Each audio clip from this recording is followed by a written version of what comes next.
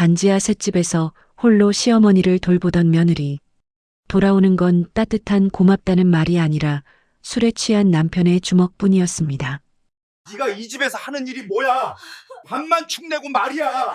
죽어! 제발 그만 때려요. 엄마! 그러나 어느 날 시어머니가 남긴 유언장 한 장이 공개되면서 모든 진실이 완전히 뒤집힙니다. 오랫동안 숨겨져 있던 폭력의 기록, 며느리를 향한 시어머니의 마지막 선택, 그리고 가족을 집어삼킨 충격적인 반전. 기막힌 이야기 채널을 찾아주셔서 감사합니다. 구독과 좋아요를 누르면 오늘 하루 엄청난 행운이 당신을 찾아올 거예요. 양주시 덕정동 골목 안쪽 반지하 월세방. 새벽 5시 인근 군부대 확성기 소리가 골목을 훑고 지나갔어요. 장혜영은 잠에서 깼습니다.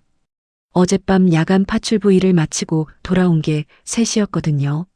2시간도 못 잔 채 눈을 뜬 혜영은 천장에 곰팡이 자국을 물끄러미 바라봤습니다.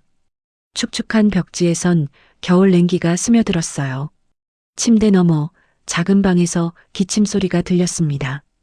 칵칵. 혜영은 재빨리 몸을 일으켰어요. 77살 시어머니 최경분의 기침은 요즘 들어 더 가늘고 떨렸습니다. 혜영은 슬리퍼를 끌며 작은 방으로 들어갔어요. 이불 속에서 경부는 눈을 감은 채 숨을 헐떡이고 있었습니다. 어머니, 괜찮으세요? 혜영이 조심스럽게 물었어요. 경부는 눈을 뜨지 않은 채 고개만 끄덕였습니다. 혜영은 물컵을 들고 경분의 입가에 갖다 댔어요. 경분은 떨리는 손으로 물을 한 모금 삼켰습니다. 혜영은 그 모습을 지켜보며 가슴이 먹먹해졌어요. 제가 있으니까 걱정 마세요. 혜영은 작게 속삭였습니다. 경분은 희미하게 미소 지었어요. 혜영은 경분의 이마에 손을 대보았습니다. 열은 없었어요. 다만 몸이 너무 차가웠습니다. 거실로 나오자 남편 강성우가 소파에 비스듬히 누워 있었어요. 술 냄새가 진동했습니다. 혜영은 한숨을 참았어요. 성우는 어젯밤에도 술을 마시고 새벽 2시에 들어왔거든요. 그때마다 욕설을 퍼붓고 문을 발로 찼습니다. 혜영은 조용히 부엌으로 들어갔어요. 냉장고를 열자 김치 한 통과 계란 3개가 전부였습니다. 혜영은 계란 2개를 꺼내 프라이팬에 올렸어요. 지글지글 소리가 좁은 부엌에 울렸습니다. 밥은? 뒤에서 성우의 목소리가 들렸어요.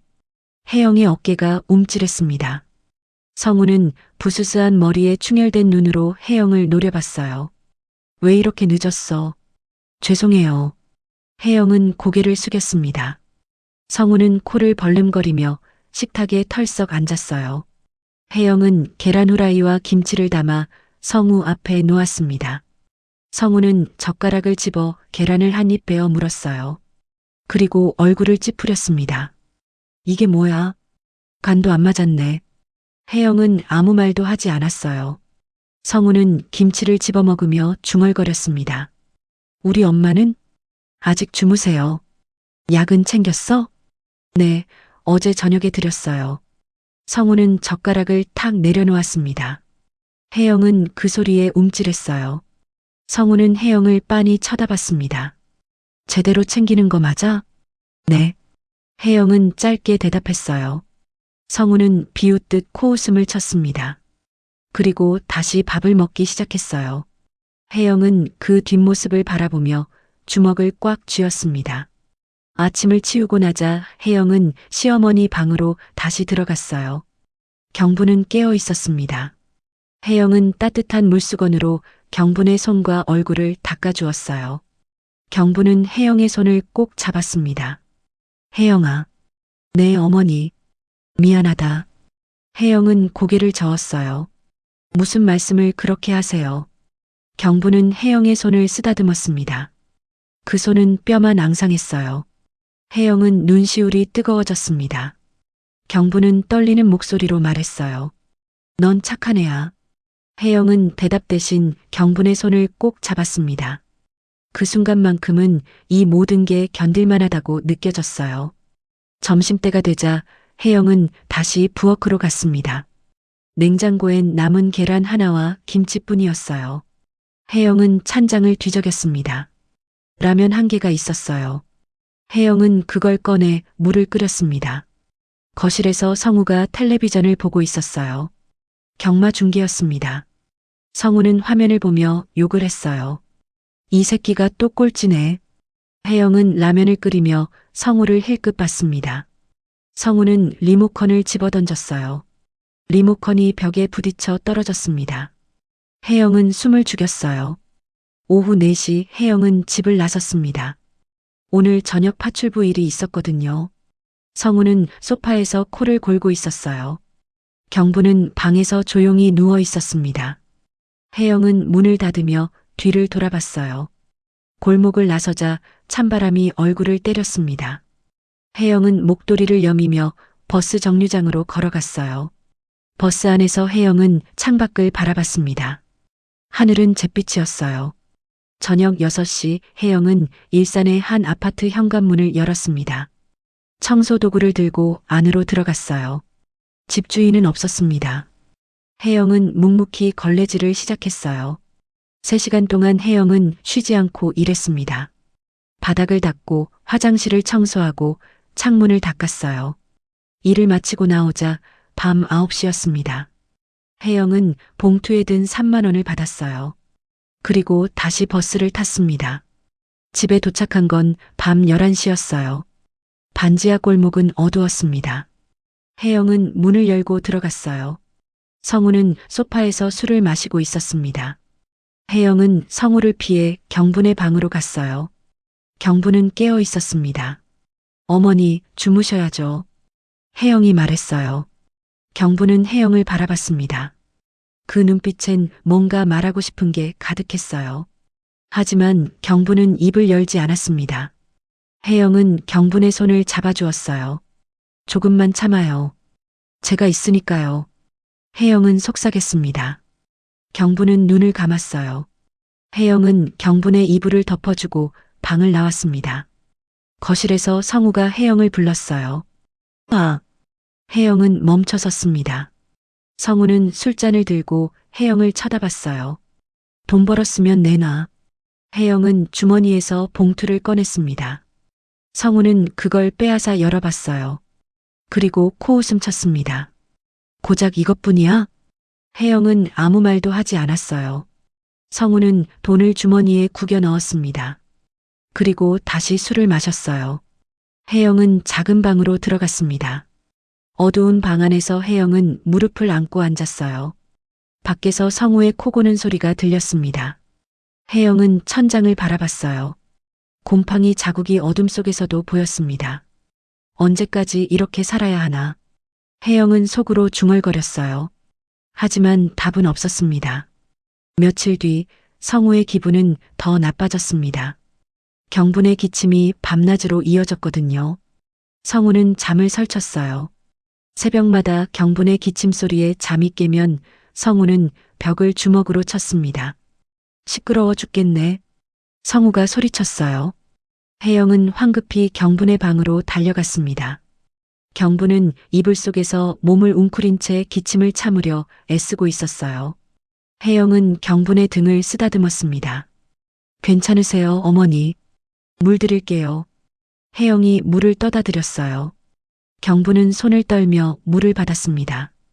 그런데 그 순간 성우가 방문을 박차고 들어왔어요. 약은 제대로 챙긴 거 맞아? 성우가 혜영을 노려봤습니다. 혜영은 고개를 끄덕였어요. 네, 매일 저녁 8시에 드렸어요. 그런데 왜 이 모양이야? 성우의 목소리가 높아졌습니다. 혜영은 입술을 깨물었어요. 경분이 떨리는 목소리로 말했습니다. 성우야, 그런 소리 하지 마라. 엄마는 가만히 계세요. 성우가 소리쳤어요. 경분은 움찔했습니다. 성우는 혜영을 가리키며 말했어요. 우리 엄마 약 제대로 챙긴 거 맞냐고. 너 일부러 그러는 거 아니야? 혜영은 얼굴이 하얘졌어요. 성우의 말은 칼처럼 날카로웠습니다. 경분이 다시 입을 열었어요. 혜영이가 아니었으면 난 진작에. 경분은 말을 잇지 못했습니다. 기침이 다시 터져 나왔거든요. 혜영은 경분의 등을 두드렸어요. 성우는 그 모습을 지켜보다가 혀를 찼습니다. 즉, 성우는 방을 나갔어요. 문이 쿵 소리를 내며 닫혔습니다. 혜영은 경분을 부축해 눕혔어요. 경분은 혜영의 손을 꼭 잡았습니다. 미안하다, 혜영아. 괜찮아요, 어머니. 혜영은 억지로 웃었어요. 하지만 가슴속은 무너지고 있었습니다. 다음 날 아침, 성우는 더 거칠어졌어요. 혜영이 아침밥을 차리자 성우는 숟가락을 집어던졌습니다. 이게 밥이야, 개밥이야? 혜영은 아무 말도 하지 않았어요. 성우는 밥그릇을 밀어냈습니다. 국물이 식탁에 쏟아졌어요. 혜영은 재빨리 행주를 들고 닦았습니다. 너 우리 엄마 죽이려고 작정했지? 성우가 말했어요. 혜영은 고개를 들었습니다. 무슨 말씀이세요? 약도 제대로 안 챙기고 밥도 이 모양이고. 너 진짜 속셈이 뭐야? 혜영은 입술을 깨물었어요. 성우는 혜영의 어깨를 밀쳤습니다. 혜영은 뒤로 비틀거렸어요. 나한테 대들지 마. 성우가 소리쳤습니다. 혜영은 벽에 등을 기댄 채 성우를 바라봤어요.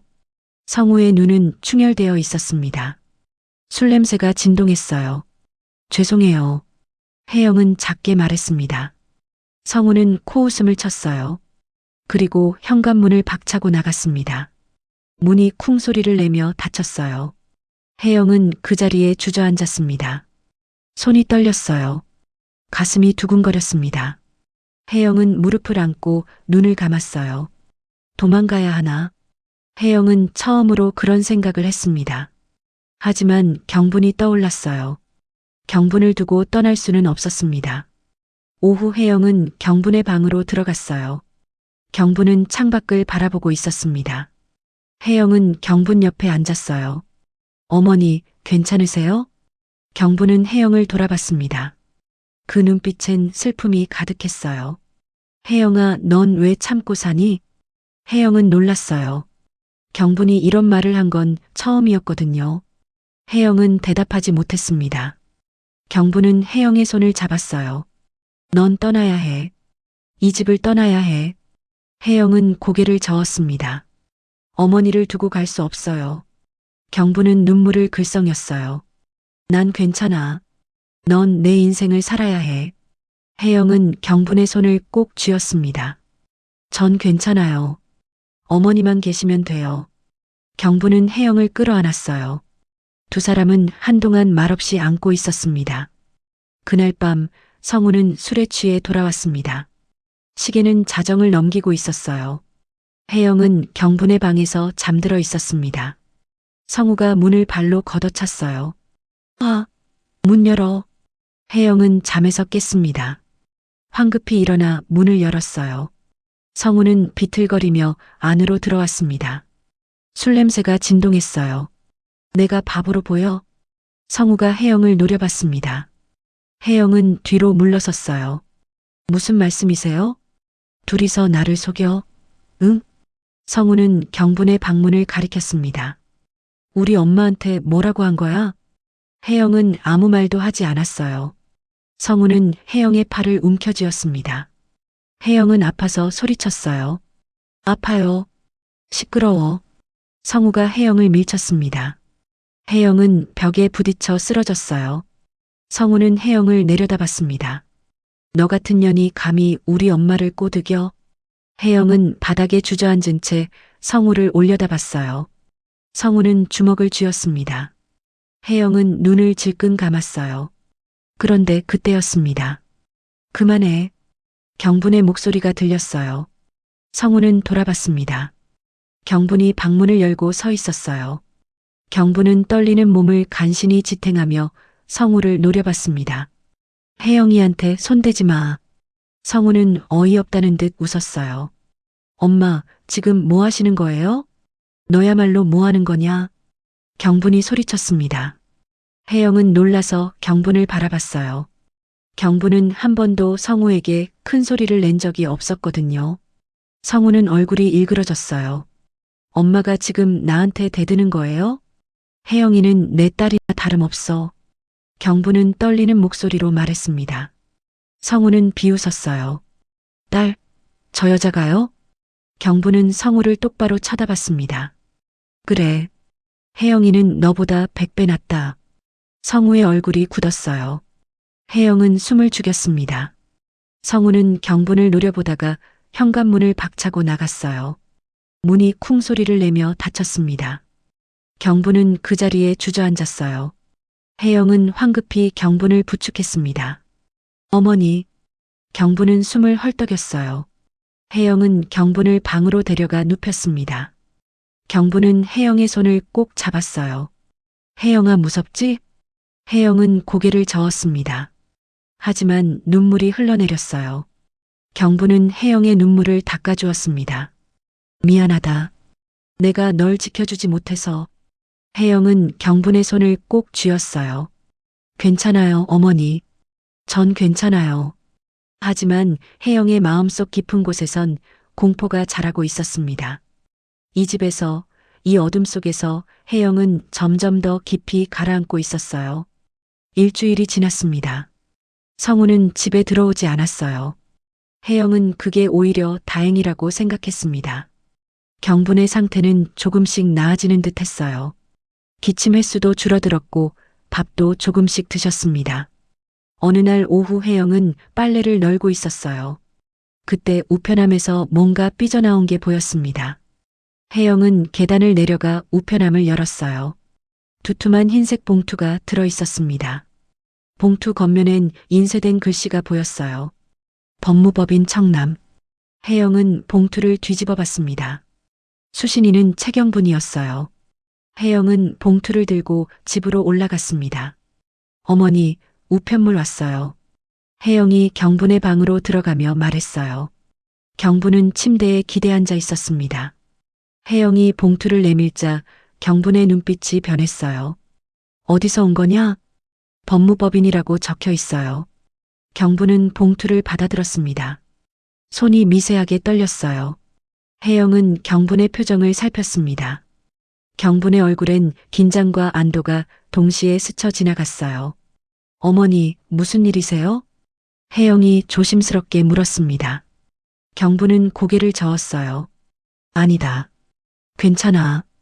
경분은 봉투를 침대 옆 서랍에 집어넣었습니다. 혜영은 더 묻지 않았어요. 하지만 마음 한구석엔 의문이 남았습니다. 법무법인이라니. 무슨 일이실까? 저녁 6시 성우가 돌아왔습니다. 며칠 만이었어요. 성우는 여전히 술 냄새를 풍기고 있었습니다. 혜영은 부엌에서 저녁을 준비하고 있었어요. 성우는 거실 소파에 털썩 앉았습니다. 우리 엄마는? 방에 계세요. 성우는 코웃음을 쳤어요. 그리고 텔레비전을 켰습니다. 혜영은 밥상을 차렸어요. 성우는 밥상을 보더니 얼굴을 찌푸렸습니다. 반찬이 이게 뭐야? 혜영은 대답하지 않았어요. 성우는 짜증스럽게 밥을 먹기 시작했습니다. 혜영은 경분의 방으로 갔어요. 어머니, 진지 드세요. 경분은 고개를 끄덕였습니다. 혜영은 경분을 부축해 일으켰어요. 경분이 밥을 드는 동안 혜영은 옆에 앉아 있었습니다. 혜영아. 경분이 혜영을 불렀어요. 네, 어머니. 우편함 확인하는 거 앞으로 내가 할게. 혜영은 고개를 갸웃했습니다. 제가 해도 되는데요. 아니다. 내가 할게. 경분의 목소리엔 단호함이 담겨 있었어요. 혜영은 더 묻지 않았습니다. 밥을 다 드신 경분은 다시 누웠어요. 혜영은 그릇을 들고 부엌으로 나왔습니다. 성우는 텔레비전을 보며 소주를 마시고 있었어요. 아! 성우가 혜영을 불렀습니다. 혜영은 멈춰 섰어요. 우리 엄마한테 뭔가 온 거 있어? 혜영의 심장이 쿵 내려앉았습니다. 어떻게 알았을까요? 혜영은 애써 침착하게 대답했어요. 아니요, 없었어요. 성우는 혜영을 빤히 쳐다봤습니다. 혜영은 성우의 시선을 피했어요. 성우는 소주잔을 들이켰습니다. 거짓말하면 죽는 줄 알아. 혜영은 고개를 끄덕였어요. 그리고 부엌으로 들어갔습니다. 뒤에서 성우의 웃음소리가 들렸어요. 다음 날 아침 혜영이 경분의 방으로 들어갔을 때였습니다. 성우가 이미 경분의 방에 있었어요. 경분은 침대에 앉아 있었고 성우는 서랍을 뒤지고 있었습니다. 뭐 하시는 거예요? 혜영이 놀라서 물었습니다. 성우는 돌아보지 않았어요. 그리고 서랍에서 흰색 봉투를 꺼냈습니다. 이게 뭐야? 성우가 봉투를 흔들었어요. 경분의 얼굴이 굳었습니다. 건드리지 마라. 경분의 목소리가 떨렸어요. 하지만 그 속엔 분노가 담겨 있었습니다. 성우는 비웃었어요. 건드리지 말라고? 이게 뭔데? 성우는 봉투를 뜯으려 했습니다. 경분이 소리쳤어요. 건드리지 말라고 했어. 경분은 침대에서 일어나 성우에게 다가갔습니다. 떨리는 몸을 간신히 지탱하며 성우의 손에서 봉투를 빼앗으려 했어요. 성우는 경분을 밀쳤습니다. 엄마, 비켜요. 경분은 비틀거렸어요. 혜영이 재빨리 경분을 붙잡았습니다. 어머니. 성우는 봉투를 뜯었어요. 안에서 서류 몇 장이 나왔습니다. 성우는 서류를 훑어봤어요. 그리고 얼굴이 굳었습니다. 이게 뭐야? 성우가 중얼거렸어요. 경분은 성우를 똑바로 쳐다봤습니다. 그건 내 거다. 돌려줘. 성우는 서류를 다시 봤어요. 그리고 경분을 노려봤습니다. 엄마, 이게 진짜예요? 변호사한테 의뢰를 했다고? 경분은 대답하지 않았어요. 성우는 서류를 구겼습니다. 내가 뭘 잘못했다고 이런 짓을 해요? 넌 잘못한 게 많다. 경분의 목소리는 떨렸지만 단호했어요. 성우는 웃음을 터뜨렸습니다. 하지만 그 웃음엔 분노가 가득했어요. 그래요. 좋아요. 엄마가 날 배신하는 거네요. 성우는 서류를 바닥에 집어던졌습니다. 그리고 경분을 밀쳤어요. 경분은 침대에 쓰러졌습니다. 어머니. 혜영이 소리쳤어요. 성우는 혜영을 노려봤습니다. 너도 한통 속이지? 둘이서 나를 엿먹이려고? 혜영은 고개를 저었어요. 아니에요. 전 아무것도 몰라요. 거짓말. 성우가 혜영의 머리채를 움켜쥐었습니다. 혜영은 비명을 질렀어요. 경분이 침대에서 일어나 성우에게 매달렸습니다. 혜영이한테 손대지 마. 성우는 경분을 밀쳤어요. 경분은 다시 침대에 쓰러졌습니다. 성우는 혜영을 바닥에 내동댕이 쳤어요. 혜영은 바닥에 쓰러진 채 성우를 올려다봤습니다. 성우의 눈엔 광기가 서려 있었어요. 너희들 다 죽여버릴 거야. 성우는 현관문을 박차고 나갔습니다. 문이 쿵 소리를 내며 닫혔어요. 혜영은 바닥에 주저앉았습니다. 경분은 침대에서 숨을 헐떡였어요. 혜영은 재빨리 일어나 경분을 부축했습니다. 어머니, 괜찮으세요? 경분은 고개를 끄덕였어요.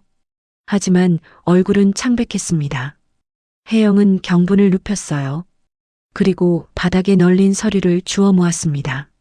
서류엔 유언장 작성 의뢰서라고 적혀 있었어요. 혜영은 서류를 보며 멍하니 서 있었습니다. 유언장이라니. 경분이 유언장을 준비하고 있었다니. 어머니.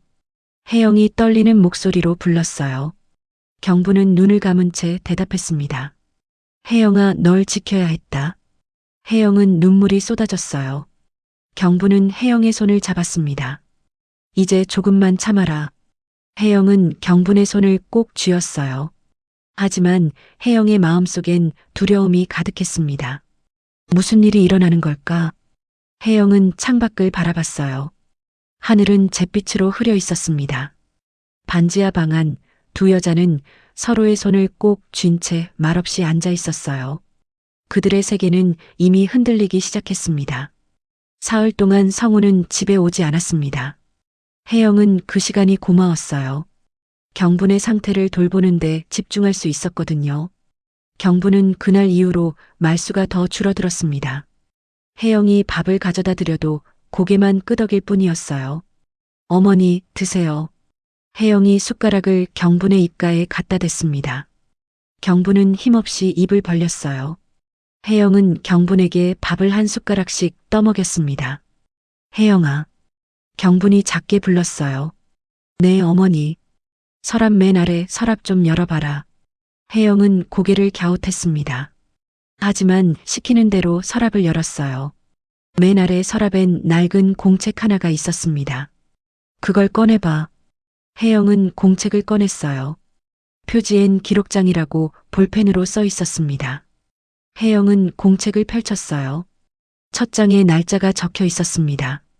2019년 3월 15일. 성우가 혜영이 머리채를 잡아 끌었다.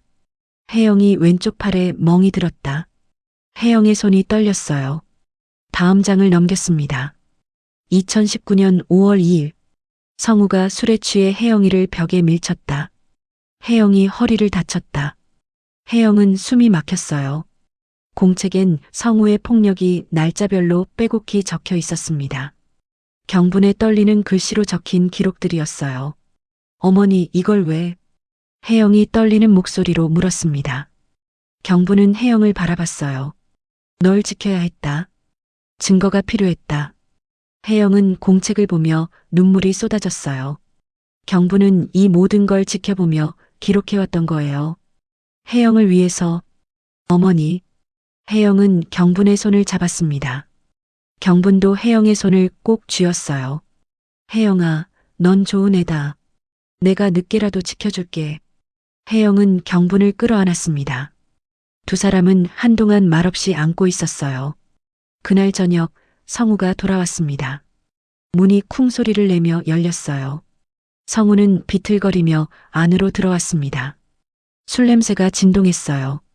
혜영은 부엌에서 설거지를 하고 있었습니다. 성우가 혜영을 불렀어요. 혜영은 손을 닦으며 거실로 나왔습니다. 성우는 소파에 주저앉아 있었어요. 우리 엄마는? 주무세요. 성우는 코웃음을 쳤습니다. 그래, 편하게 주무시네.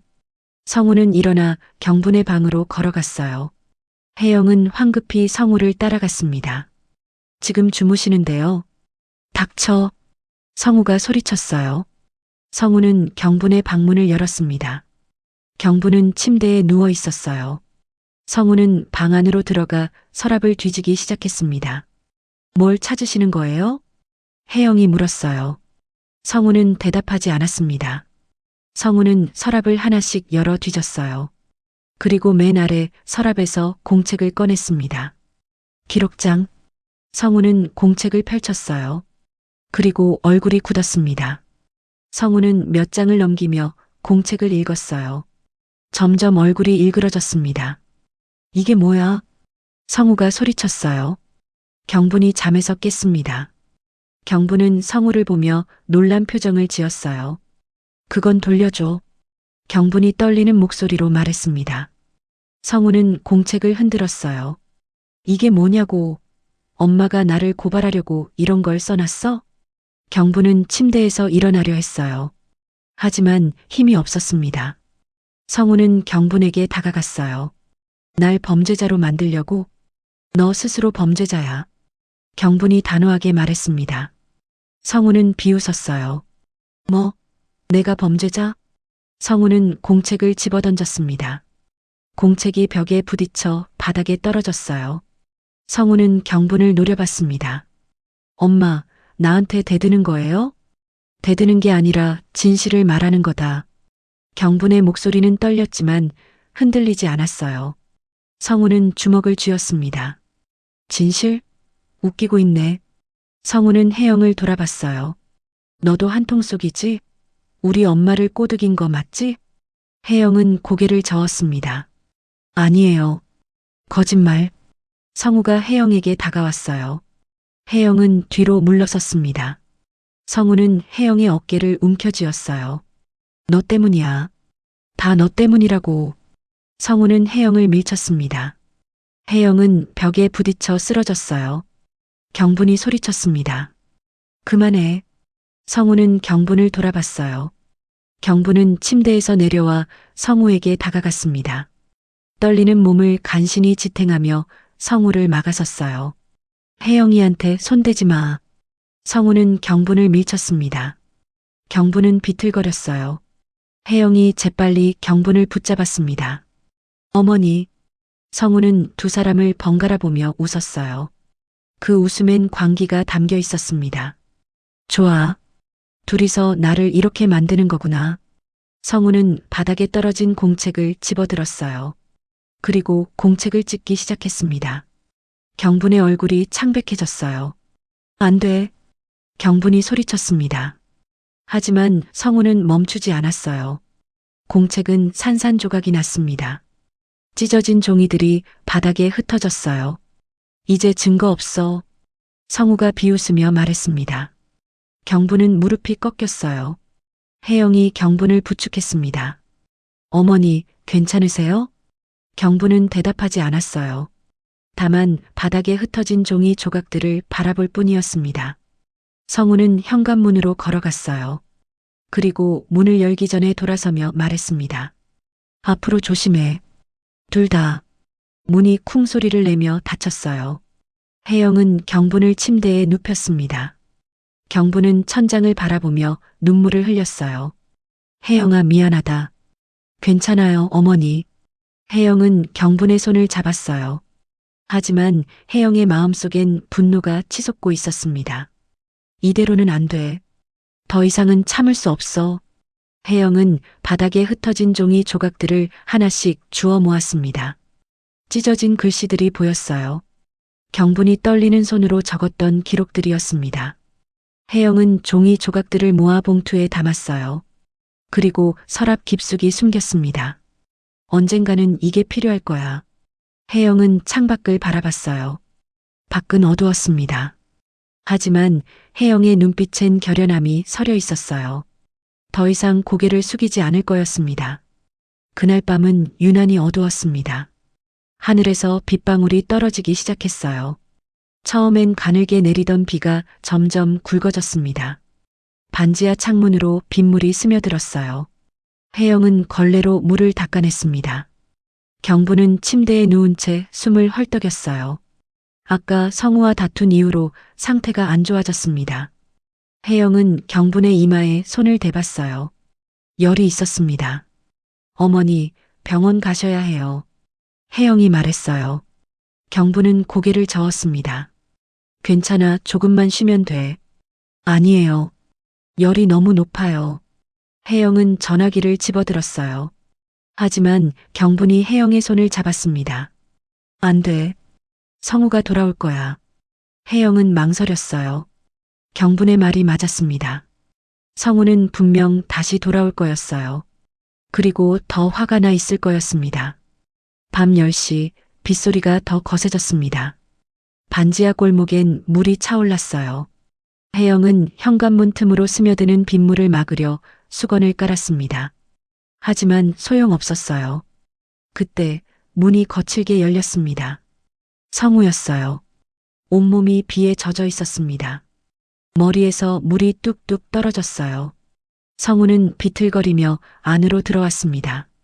술 냄새가 빗물과 섞여 진동했어요. 아! 성우가 혜영을 불렀습니다. 혜영은 뒤로 물러섰어요. 성우의 눈은 충혈되어 있었습니다. 너 우리 집에 독을 풀었어?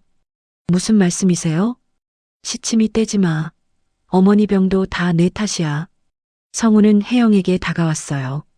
혜영은 벽에 등을 기댔습니다. 성우는 혜영의 목덜미를 움켜쥐었어요. 너 같은 년이 우리 집을 망쳤어. 혜영은 숨이 막혔습니다. 성우의 소나기가 점점 강해졌어요. 혜영은 성우의 손을 떼어내려 발버둥 쳤습니다. 나나요. 닥쳐. 성우는 혜영을 벽에 밀어붙였습니다. 혜영의 머리가 벽에 부딪혔어요. 정신이 아찔했습니다. 성우는 혜영을 바닥에 내동댕이 쳤어요. 쿵! 둔탁한 소리가 울렸습니다. 혜영은 바닥에 쓰러진 채 신음했어요. 등이 너무 아팠습니다.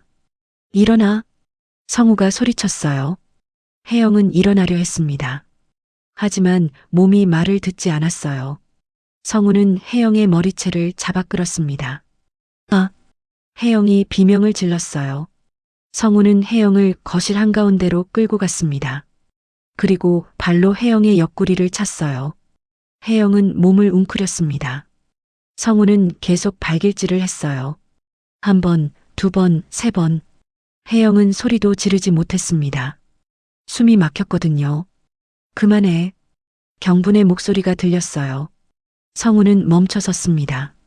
경분이 방문을 열고 나왔어요. 경분은 떨리는 몸을 간신히 지탱하며 성우를 노려봤습니다. 성우야, 제발 그만해. 성우는 경분을 돌아봤어요. 그리고 비웃었습니다. 엄마도 한통속이잖아요. 둘 다 나를 엿먹이려고 작정했지. 아니다. 우린. 시끄러워. 성우는 경분에게 다가갔어요. 경분은 한 발 뒤로 물러섰습니다. 성우는 경분의 어깨를 움켜쥐었어요. 엄마도 날 배신했어. 변호사한테 가고 기록장을 쓰고. 내가 뭘 잘못했는데? 경분은 성우를 똑바로 쳐다봤습니다. 넌 사람을 때렸어. 혜영이를 때렸어. 그게 뭐가 잘못됐어요? 성우의 목소리가 높아졌습니다. 경분은 떨리는 목소리로 대답했어요. 잘못된 거야. 크게 잘못된 거야. 성우는 경분을 밀쳤습니다. 경분은 비틀거리며 뒤로 물러났어요. 그리고 그대로 쓰러졌습니다. 쿵. 경분은 바닥에 고꾸라졌어요. 혜영은 비명을 질렀습니다. 어머니. 혜영은 기어서 경분에게 다가갔어요. 경분은 눈을 감은 채 움직이지 않았습니다. 혜영은 경분의 어깨를 흔들었어요. 어머니, 정신 차리세요. 하지만 경분은 반응이 없었습니다. 혜영은 경분의 맥을 짚어봤어요. 맥박이 약하게 뛰고 있었습니다. 구급차 불러야 해. 혜영은 전화기를 찾으려 했어요. 하지만 성우가 혜영의 손목을 붙잡았습니다. 어딜 가? 나요. 어머니가 쓰러지셨어요. 닥쳐. 성우는 혜영을 다시 바닥에 밀쳤습니다. 혜영은 쓰러진 채 성우를 올려다봤어요. 성우의 눈엔 광기만 가득했습니다. 다 너희들 때문이야. 다 너희들 탓이라고. 성우는 소리를 지르며 거실을 휘젓고 다녔어요. 탁자를 발로 걷어차고 의자를 집어던졌습니다. 물건들이 사방으로 흩어졌어요. 혜영은 성우가 정신없이 날뛰는 사이 재빨리 일어났습니다. 그리고 경분을 부축했어요. 경분은 여전히 의식이 없었습니다. 어머니, 제발 눈 떠요. 혜영은 눈물을 흘리며 경분을 흔들었어요. 경분의 얼굴은 창백했습니다. 입술은 파래져 있었어요.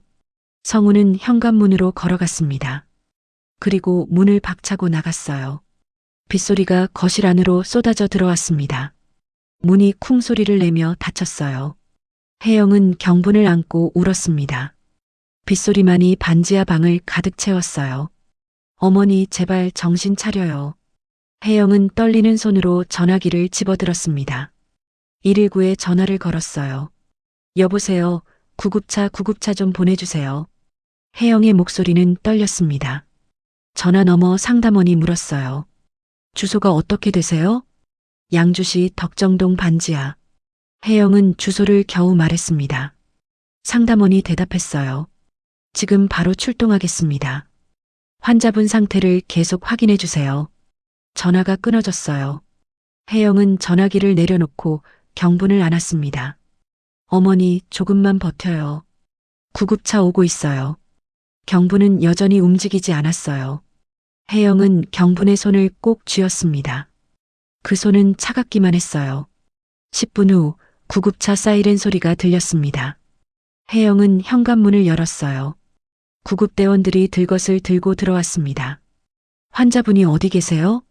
여기요. 혜영은 경분을 가리켰어요. 구급대원들은 경분을 들것에 옮겼습니다. 그리고 재빨리 밖으로 나갔어요. 보호자분도 같이 타세요. 구급대원이 말했습니다. 혜영은 고개를 끄덕이고 구급차에 올라탔어요. 구급차가 출발했습니다. 사이렌 소리가 빗소리를 뚫고 울려 퍼졌어요. 혜영은 경분의 손을 꼭 잡고 있었습니다.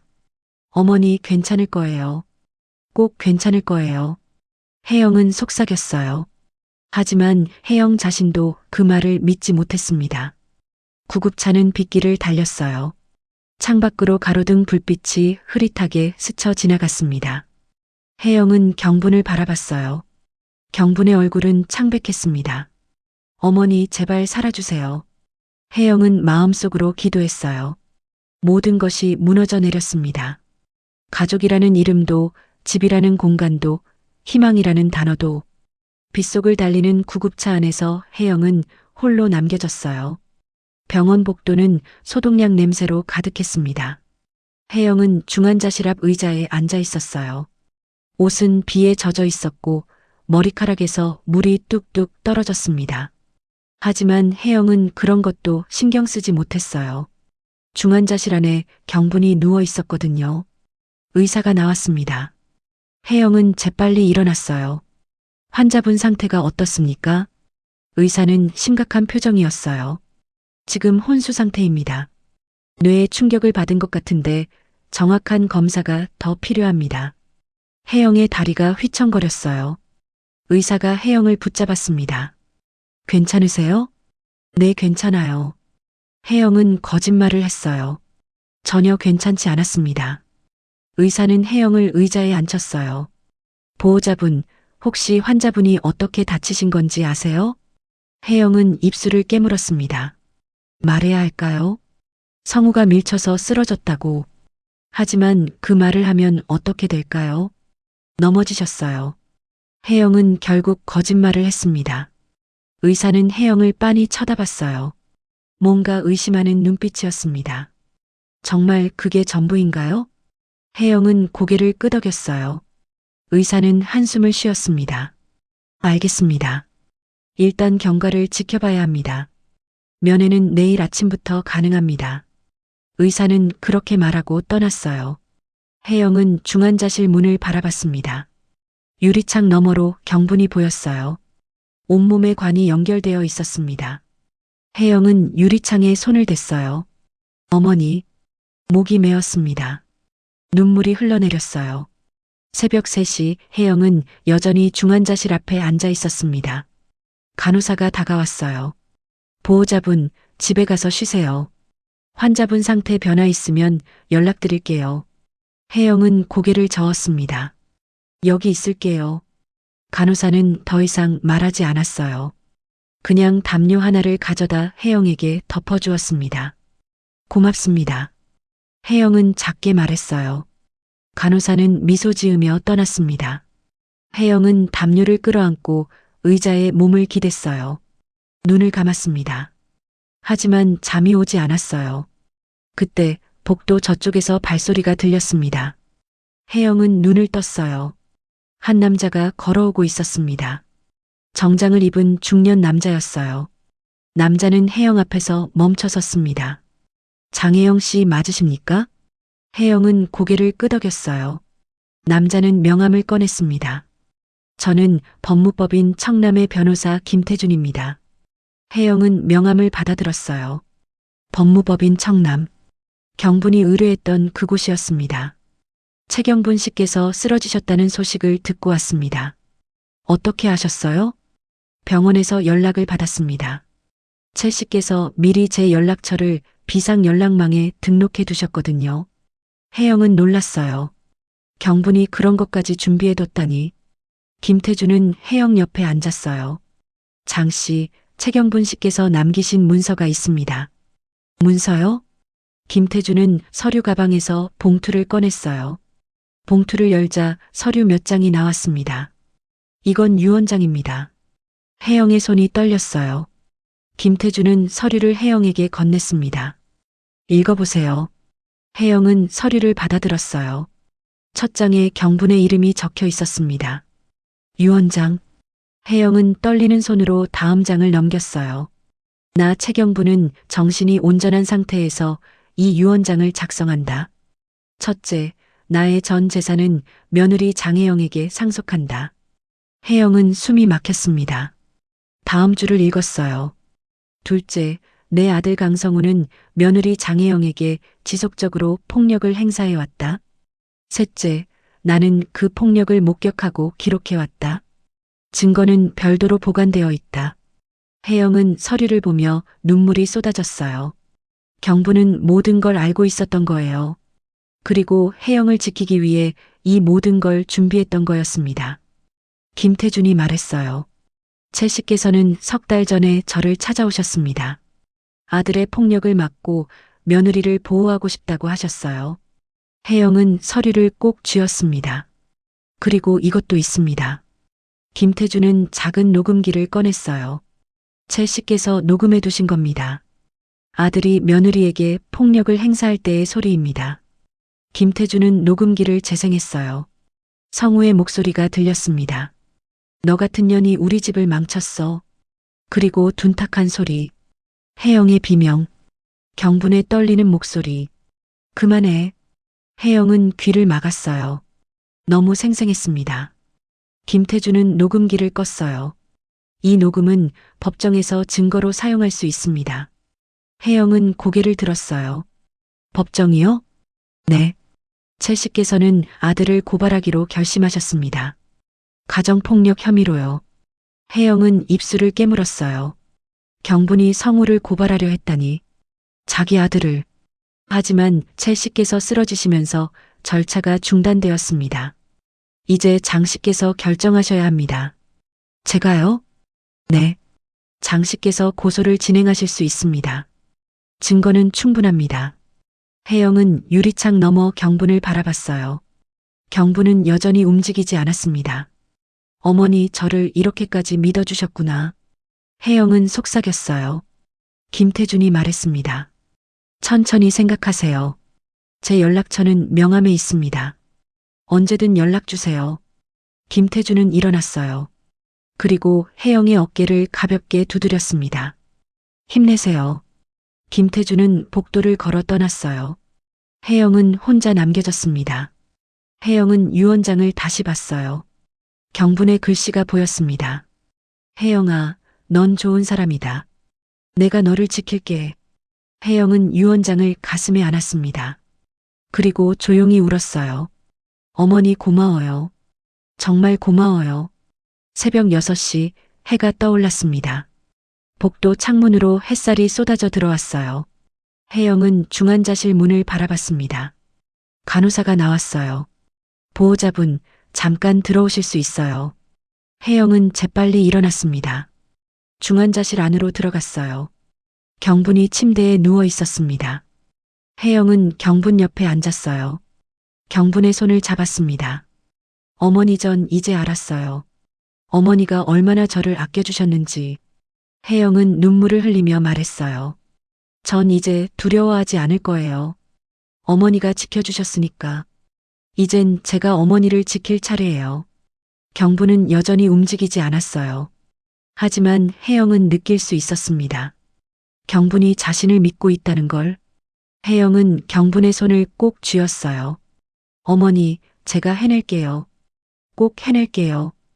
혜영의 눈빛엔 결연함이 서려 있었습니다. 일주일이 지났습니다. 경분은 여전히 중환자실에 누워 있었어요. 혜영은 매일 병원을 찾았습니다. 성우는 단 한 번도 오지 않았어요. 혜영은 그게 오히려 다행이라고 생각했습니다. 어느 날 오후 혜영은 김태준 변호사에게 전화를 걸었어요. 변호사님, 저 장혜영입니다. 네, 장 씨. 결정하셨습니까? 혜영은 깊게 숨을 들이쉬었어요. 네. 고소하겠습니다. 전화 너머로 김태준의 목소리가 들렸습니다. 잘 생각하셨습니다. 내일 오전 10시에 사무실로 오실 수 있으세요? 네, 가겠습니다. 전화를 끊자 혜영의 손이 떨렸어요. 하지만 후회는 없었습니다. 이건 경분이 원했던 일이었고 혜영 자신을 위한 일이기도 했으니까요. 다음 날 혜영은 법무법인 청남을 찾았습니다. 사무실은 깨끗하고 넓었어요. 김태준은 혜영을 회의실로 안내했습니다. 테이블 위엔 서류들이 가지런히 놓여 있었어요. 먼저 고소장을 작성하겠습니다. 김태준이 말했어요. 혜영은 고개를 끄덕였습니다. 피고인은 강성우, 혐의는 가정폭력과 상해입니다. 증거는 최경분 씨의 녹음 파일과 기록장 조각들, 그리고 장 씨의 진술입니다. 김태준은 서류를 하나씩 설명했어요. 혜영은 귀 기울여 들었습니다. 그리고 최 씨의 유언장도 함께 제출하겠습니다.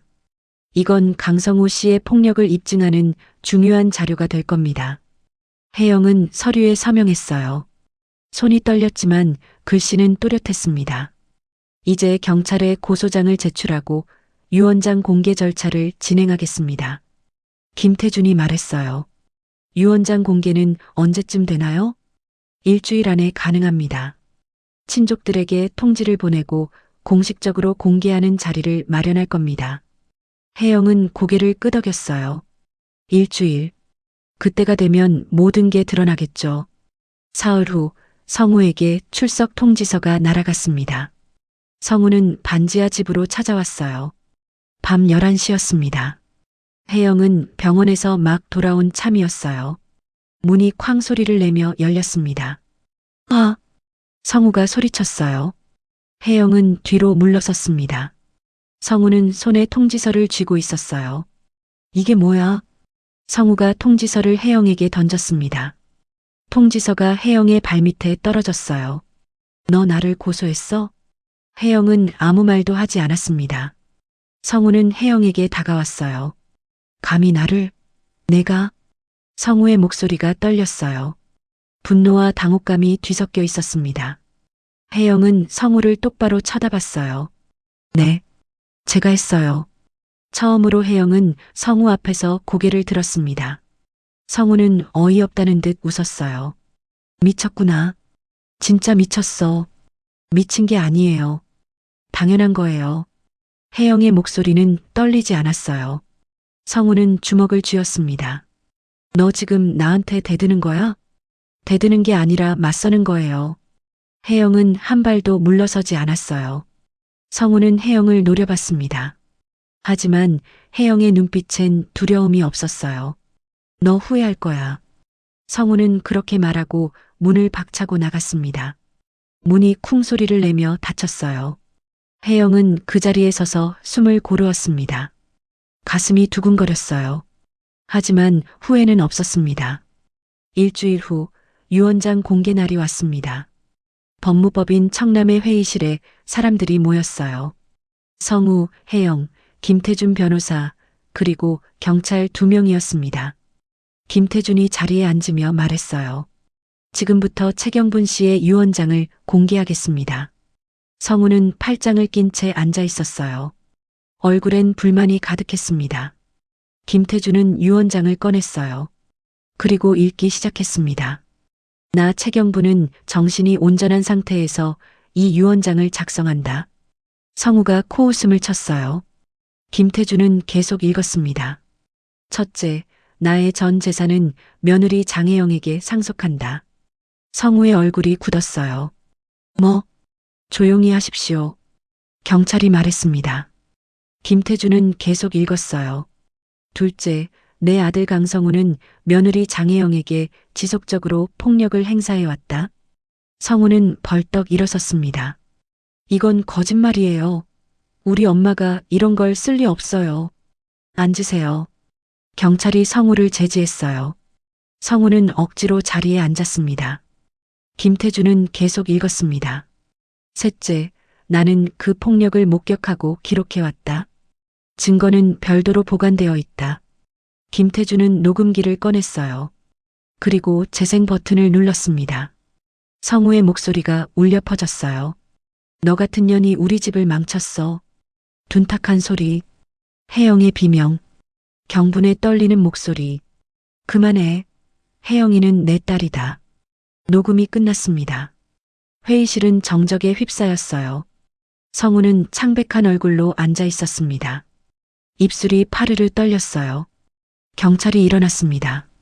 강성우 씨, 가정폭력 및 상해 혐의로 체포하겠습니다. 잠깐만요.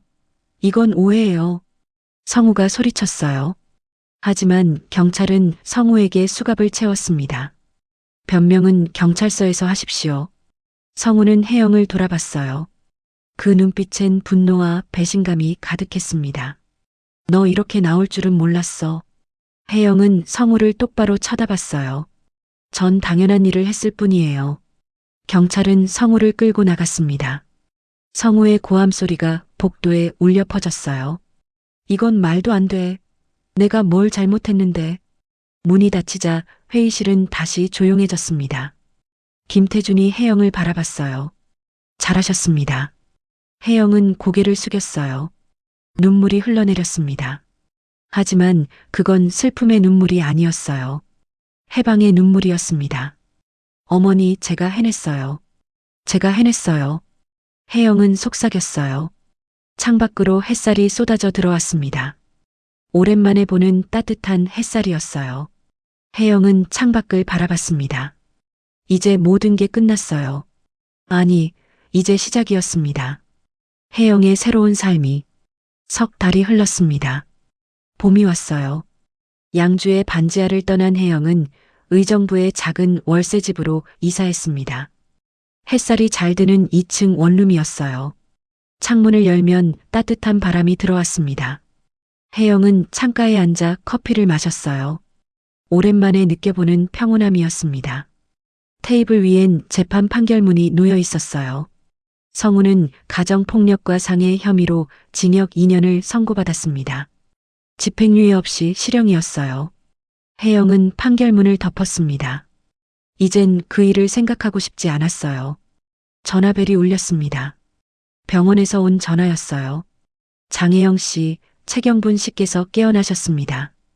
혜영은 전화기를 떨어뜨릴 뻔했어요. 정말요? 네, 오늘 아침에 의식을 회복하셨습니다. 지금 오실 수 있으세요? 지금 바로 가겠습니다. 혜영은 재빨리 옷을 챙겨 입고 집을 나섰어요. 버스를 타고 병원으로 달려갔습니다. 병원 복도를 뛰어가며 혜영은 눈물이 났어요. 경분이 깨어났다니. 석 달 동안 기다렸던 순간이었습니다. 병실 문을 열자 경분이 침대에 앉아 있었어요. 어머니, 혜영이 소리쳤습니다. 경분은 혜영을 돌아봤어요. 그리고 희미하게 미소 지었습니다. 혜영아. 혜영은 경분을 끌어안았어요. 두 사람은 한동안 말없이 안고 있었습니다. 어머니, 정말 다행이에요. 정말. 혜영은 울면서 말했어요. 경분은 혜영의 등을 쓰다듬었습니다. 미안하다, 오래 기다렸지. 아니에요. 어머니가 깨어나셔서 다행이에요. 혜영은 경분의 손을 잡았어요. 경분은 혜영을 바라봤습니다. 그 눈빛엔 걱정이 서려 있었어요. 성우는 어떻게 됐니? 혜영은 잠시 망설였습니다. 그리고 조용히 대답했어요. 감옥에 있어요. 실형을 받았어요. 경분은 눈을 감았어요. 한숨을 길게 내쉬었습니다. 그래, 그게 맞는 거야. 어머니, 괜찮으세요? 경분은 고개를 끄덕였어요. 괜찮아. 이게 옳은 일이니까. 경분은 혜영의 손을 꼭 쥐었습니다. 혜영아, 너 혼자 다 해냈구나. 아니에요. 어머니가 준비해 주신 덕분이에요. 혜영은 눈물을 닦았어요. 경분은 혜영을 바라보며 말했습니다. 이젠 내 인생을 살아라. 두려움 없이. 혜영은 고개를 끄덕였어요. 네, 어머니. 약속할게요. 2달 후 경분은 퇴원했습니다. 혜영은 경분을 자신의 월세집으로 모셨어요. 좁았지만 따뜻한 공간이었습니다. 경분은 창가에 앉아 햇살을 쬐었어요. 여기 참 좋구나. 경분이 말했어요. 혜영은 미소 지었습니다. 그쵸? 햇살이 잘 들어와요. 혜영은 경분에게 따뜻한 차를 건넸어요. 경분은 차를 한 모금 마셨습니다. 혜영아. 네, 어머니. 유언장 그건 아직 유효하다. 혜영은 고개를 저었어요. 어머니, 그런 말씀 마세요. 어머니는 오래오래 사셔야 해요. 경분은 혜영의 손을 잡았습니다. 그래도 알아둬라. 내가 가진 건 다 내 거야. 혜영은 눈물이 났어요. 경분은 혜영의 눈물을 닦아주었습니다. 울지 마라. 이젠 행복할 일만 남았어. 혜영은 고개를 끄덕였어요. 어느 날 오후 혜영은 경분과 함께 공원을 산책했습니다. 봄꽃이 활짝 피어 있었어요. 벚꽃이 바람에 흩날렸습니다. 경분은 벚꽃을 바라보며 미소 지었어요. 참 예쁘다. 그쵸? 내년에도 또 보러 와요. 경분은 혜영을 바라봤습니다. 그래. 내년에도 그 다음해에도. 두 사람은 벤치에 앉았어요. 햇살이 따뜻했습니다. 경부는 혜영의 손을 잡았어요. 혜영아, 넌 이제 어떻게 살고 싶니? 혜영은 잠시 생각했어요. 그리고 대답했습니다. 그냥 평범하게 살고 싶어요. 두려워하지 않고 행복하게. 경부는 고개를 끄덕였어요. 그래. 그게 제일 좋은 거야. 바람이 불어왔어요. 벚꽃잎이 두 사람 주위로 흩날렸습니다. 혜영은 하늘을 올려다봤어요. 하늘은 맑고 푸르렀습니다. 이젠 정말 괜찮을 거야. 혜영은 속으로 중얼거렸어요. 그날 저녁 혜영은 경분과 함께 저녁을 먹었습니다. 간단한 된장찌개와 밥이었어요. 경부는 밥을 한 숟가락 떠먹으며 말했습니다. 맛있다. 정말요? 다행이에요. 혜영은 웃었어요. 경분도 따라 웃었습니다. 두 사람은 오랜만에 편안한 식사 시간을 가졌어요.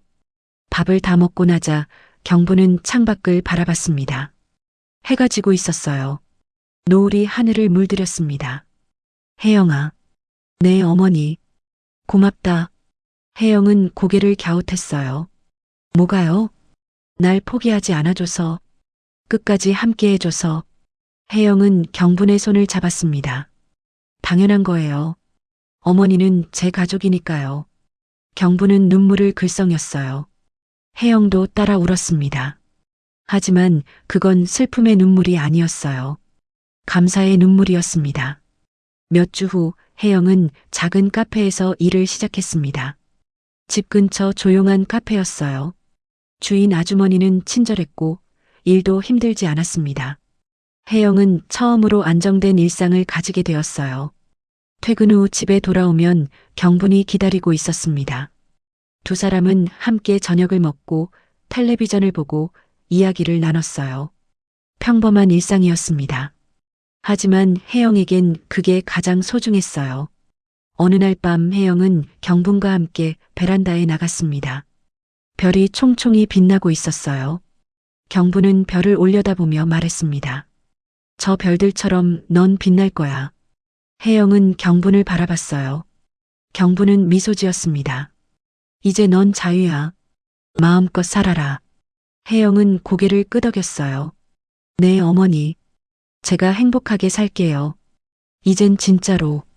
두 사람은 별을 바라보며 말없이 서 있었어요. 밤바람이 시원하게 불어왔습니다. 마지막 장면. 혜영은 버스 창밖을 바라봤습니다. 카페 출근길이었어요.